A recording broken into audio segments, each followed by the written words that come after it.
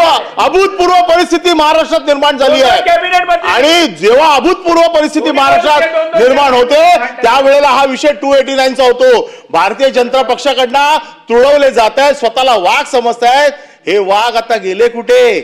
शेपटी घालून बसलेले आहेत. कोणाची हिंमत होत नाही भारतीय जनता पक्षा. आणि दुसरा विषय असा आहे की विशेष बैठकीमध्ये या आसनावर ना माननीय उपसभापतींनी एका IPS अधिकाऱ्याला सस्पेंड करायचे निर्देश दिलेले आहेत. आताच काही दिवसापूर्वी खालच्या सभागृहामध्ये तालिका अध्यक्षांनी एका IAS ऑफिसरला सस्पेंड केलं आणि नंतर नामुष्किरीने त्या IAS ऑफिसरला परत घेतलं. तुम्हाला तुमचे अधिकार जर वापरायचे असतील तर ज्या अधिकारात खाली आपण पिटलो गेलोय, मार खाल्लाय, तेच अधिकार पुन्हा तुम्ही इकडे वापरताय. माझं म्हणणं आहे मिसयूज ऑफ पॉवर आहे. का अविश्वासाचा ठराव आणू दे उपसभापतींवरती? ऑलरेडी आमचा एक अविश्वासाचा ठराव पेंडिंग आहे. त्याच्यामुळे अविश्वासाचा ठराव आणण्याची आम्हाला परवानगी द्यावी. या सभागृहामध्ये मी बघितलेलं आहे परमवीर सिंगने ज्यावेळेला कल्याणच्या निवडणुकीमध्ये महानगरपालिकेच्या फक्त थोडा त्रास दिला म्हणून यांच्या नेत्यांनी भर व्यासपीठावरती राजीनामा दिला होता. कुठे गेलं ते शौर्य? कुठे गेली ती ताकद? का फक्त शिवसेनेबरोबर दादागिरी करायची आणि भारतीय जनता पक्षासमोर शेपटी घालायची? हे ह्या सभागृहात मी कधी बघितलं नव्हतं. आज शहीद दिन आहे म्हणून हा विषय मला आज सभागृहासमोर आणावासा वाटतो. आणि 289 अरे शहीद व्हायचा दिवस आहे. आज जर तुम्ही राजीनामा दिलात आणि सत्तेतनं बाहेर पडलेत, तुमची सत्ता जर तुम्ही लाट मारून जर बाहेर पडले तर आम्ही तुम्हाला भगतसिंगाच्या जागी बघू की तुमची देखील ताकद आहे सत्ता सोडण्याची. अरे काय हिंमत आहे तुमची सत्ता सोडण्याची? आज दाखवण्याची ताकद दोन्ही राष्ट्रवादी जागे राजे मार खातात. दोन राजांनी मार खाल्ला.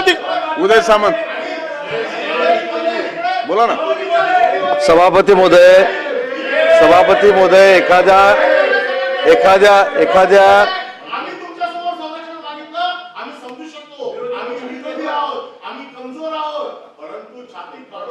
उदय सामंत बोलायचं नाही का आपल्याला? बोलतो ना त्यांचं रेकॉर्डवर नाही. आता तुम्हाला बोलायला मी रेकॉर्डवर नाही. ठीक आहे. सभापती महोदय एखाद्या आयुधानं काही गोष्टी मांडणं मी समजू शकतो, पण ह्या गोष्टी मांडत असताना आम्ही जो कन्क्लूड करा. कन्क्लूड करतो. सभापती मध्ये माझा माईक बंद केलेला आहे. अरे माझा आवाज दाबण्यापेक्षा तुमच्या बाजूला जे तुमचा आवाज दाबतात ना त्यांच्या एकदा तरी कानाखाली मारून बघा.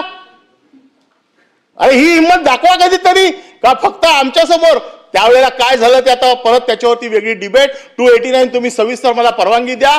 2.5 तासाची चर्चा लावा. याच्यामध्ये सविस्तर मी बोलतो. स्वाभिमान उठाव सगळ्या गोष्टी. राज्यात काय चाललंय?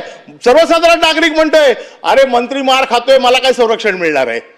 मंत्री मार खातायत, राष्ट्रवादीचे कार्यकर्ते मार खातायत, मंत्री मार खातायत. म्हणून माझं मत असं आहे की याच्यावरती आपण सविस्तर चर्चा, कुठल्या आयुधाखाली मला परवानगी देणार ते आपण जरा निर्देश द्यावेत.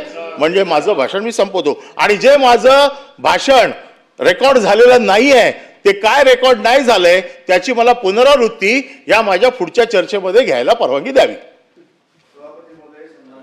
ज्येष्ठ सदस्य अनिल परब साहेबांनी ज्या आयुधाच्या माध्यमातून तुमच्याकडे परवानगी मागितली ते नाकारायचं की स्वीकारायचा हा तुमचा अधिकार आहे. पण त्यांनी असा उल्लेख केला की उठाव केल्यानंतर आम्ही जे आता काही शंभूराज देसाई साहेबांच्या संदर्भामध्ये झालं त्याच्यामध्ये शेपटी घातलेली असं त्यांनी उल्लेख केला. ज्यावेळी आम्ही मुंबईमध्ये आलो हा उठाव करून त्यावेळी आमचे कोतळे पण हे काढणार होते. त्याला आम्ही घाबरलो नाही. हे आम्हाला वरळीवरनं आम्हाला यायला देणार नव्हते. हे वरळीवरनं आम्हाला यायला देणार नव्हते. शेपटी घालण्याच्या गोष्टी यांनी आम्हाला शिकवू नये. आम्ही न्याय मागितलेला आहे. आमच्या मंत्री महोदयांनी तुमच्याकडे दाद मागितलेली आहे. हा राजकीय संस्कार आहे आणि ज्यांना संस्कार नाही ते असं बोलतात. सन्मान्य सभापती महोदय, माझ्या संदर्भातला उल्लेख सन्मान्य परब साहेबांनी केला. सुरुवातीला परब साहेबांनी केलं की मंत्री त्यामुळे बोलायला दिले. आता आपण बोलतायत. मंत्री संरक्षण मागतायत. ही वस्तुस्थिती आहे. ऐका ना, आता माझं ऐका, परब साहेबांचं शांतपणे आपण ऐकलं. मी हे एवढ्यासाठीच आपल्या निदर्शनाला आणलं की सन्माननीय सभापती महोदय, जो प्रकार घडला तो प्रकार आम्ही मंत्री व्हायच्या आधी आमदार आहोत, त्यामुळं आपल्या निदर्शनाला आणलं. इथं ह्या परिसराचे कस्टोडियन कोण आहेत? आपण आणि माननीय विधानसभा अध्यक्ष आहोत. आता राहिला प्रश्न, परब साहेब म्हटले उठाव केला, कुठं गेली छाती? उठाव करताना सुद्धा काय वाक्य वापरली होती?